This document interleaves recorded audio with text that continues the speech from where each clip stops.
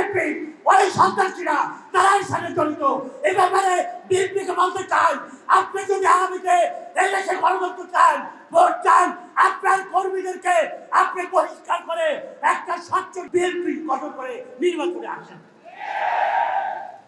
আমরা দেখতেছি যে এদেশে বর্তমানে যে ঐক্যমতের মাধ্যমে যে আলোচনাগুলো হচ্ছে, যে আগামী সরকার যে সংস্কারের কথাগুলো বলা হচ্ছে, এই সংস্কারের ব্যাপারে প্রায় জায়গায় বর্তমানে যে যারা বড় দল মনে করে, নিজেদেরকে মনে করে আগামীতে সরকার তারা গঠন করে ফেলাবে, কিন্তু সরকার গঠন করার আগেই রাস্তাঘাট, stand, bus stand, tempo stand সব জায়গায় চাঁদাবাজি করে কারা?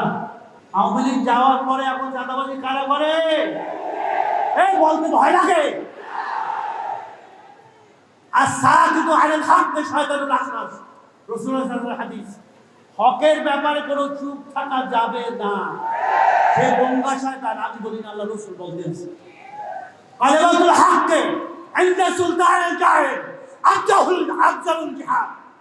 হক কথা জালেম বাচ্চার সামনে বলা সবচেয়ে উত্তম বড় জিহাদ। আমরা সেই জিহাদে থাকবো না?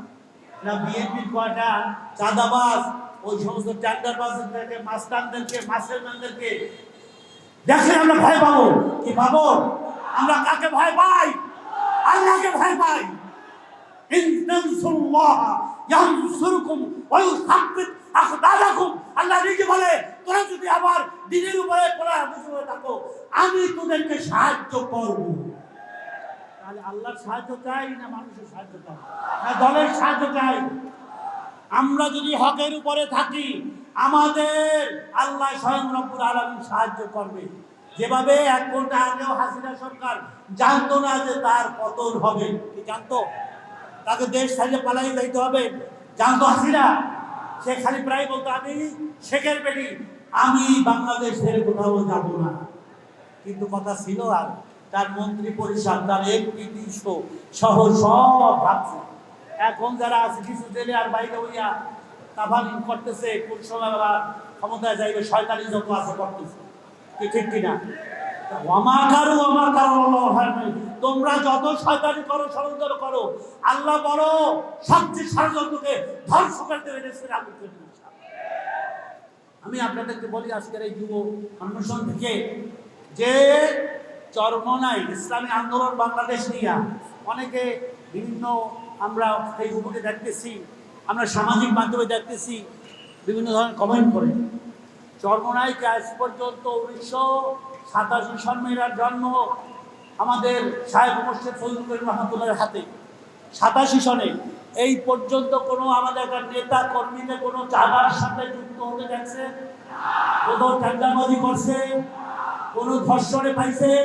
কোনো খুনখারাপিতে পাইছেন? ব্যাংকে লুটে পাইছেন? সমস্ত বিএনপি ওই সন্ত্রাসীরা তারাই সাথে জড়িত। এই ব্যাপারে বিএনপিকে বলতে চাই, আপনি যদি আগামীতে এই দেশে গণতন্ত্র চান, ভোট চান, আপনার কর্মীদেরকে আপনি পরিষ্কার করে একটা স্বচ্ছ বিএনপি গঠন করে নির্বাচনে আসেন। খালি বললে হবে না।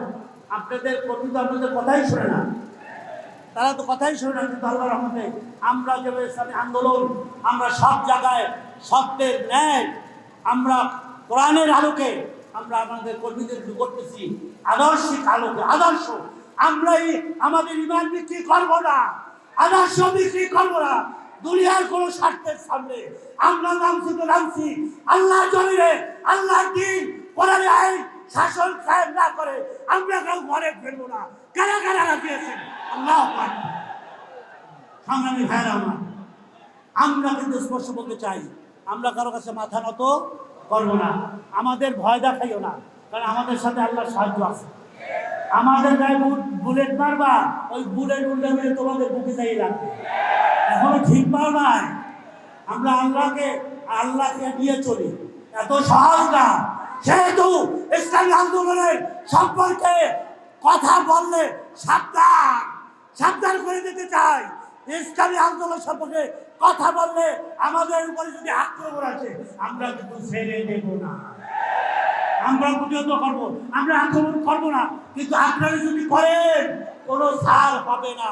সাংবাদিক বন্ধুদের মাধ্যমে বলতে চাই যে আমাদের যে এই বিচার ব্যবস্থা যেটা আমরা বলছি দৃশ্যমান না হওয়া পর্যন্ত আমরা নির্বাচন চাই না।